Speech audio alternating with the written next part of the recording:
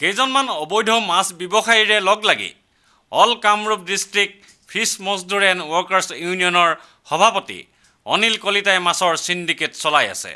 এই অভিযোগ সচেতন নাগৰিক মঞ্চৰ।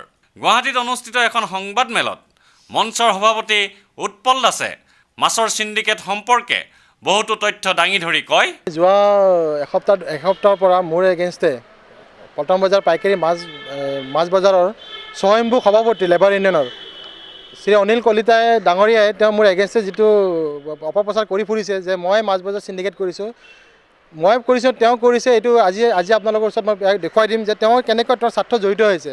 আমি যেতিয়া গম পালোঁ যে অনিল কলিতা ডাঙৰীয়াই তাতে কালেকশ্যন কৰা আৰম্ভ কৰিছে প্ৰত্যেকটা গাড়ীদাৰৰ পৰা, তেওঁ লেবাৰ ইউনিয়নৰ প্ৰেচিডেণ্ট হয় তাৰোপৰি তেওঁ সেই তাৰে মালিকো হয়। তেওঁ নিজে তাত ব্যৱসায় চলাই আছে। ফাৰ্ষ্ট তেওঁ ভাইলেট কৰিছে ট্ৰেড ইউনিয়ন এক্ট 1926 ভাইলেট কৰিছে তেওঁ নিজেই, সেইকাৰণে মই স্বয়ম্ভু বুলি কৈ আছোঁ। ছেকেণ্ড থিং হৈছে কি তেওঁ আকৌ আমি সিন্ডিকেট কৰা বুলি কৈ আছে, তাৰপিছত তেওঁ কালেকশ্যন কৰি আছে তাতে গৈ।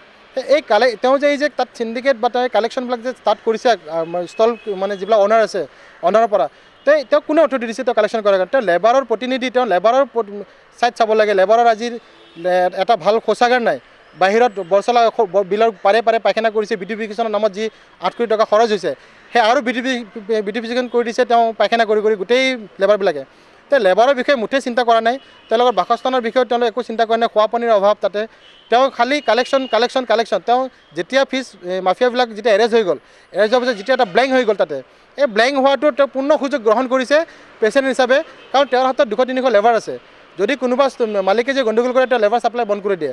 ভিডিঅ' জাৰ্নেলিষ্ট সুশান্ত দাসৰ সৈতে অমৰদীপ গগৈ, চেণ্টিনেল নিউজ, গুৱাহাটী।